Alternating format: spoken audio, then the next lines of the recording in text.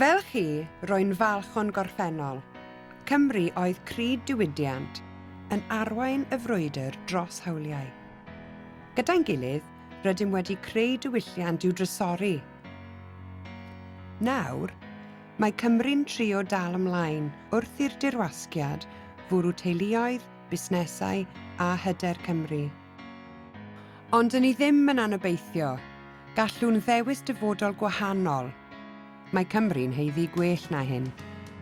Diolch yn fawr iawn am fi. Dwi wedi bod yn teithio ar hyd ein gwlad. Rydych chi wedi dweud wrtha i ei bod hi'n amser i Gymru ddisgwyl gwell, safonau uwch mewn addysg, tyfu ein busnesau. Mae'r rhain yn bethau y gallai ac y dylai Llywodraeth Cymru ei sicrhau. Fel rhywun sy'n dysgu Cymraeg, dwi'n teimlo'n angerddol dros wneud yn siŵr bod dyfodol gan holl gymunedau Cymru.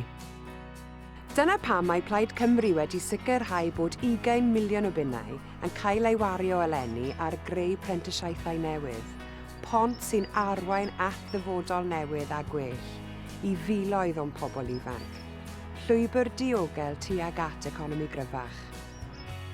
Dylai cynlluniau i wella'r economi fynd law yn llaw gyda chynlluniau i adfywio'r iaith, ac mae angen gwell cefnogaeth a fusnesau Cymru. Pe bai mwy o gytundebau cyhoeddus yn cael ei rhoi i gwmnïau Cymreig, byddai modd creu 100,000 o swyddi newydd. Mae Plaid Cymru hefyd wedi gwneud yn siŵr na fydd y rhai sy'n methu fforddio gwneud hynny yn gorfod talu mwy o dreth cyngor na threthu busnes.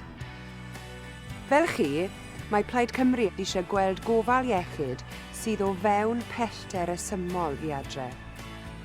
Gallwn wneud hyn, dim ond Plaid Cymru sy'n barod i roi Cymru gyntaf.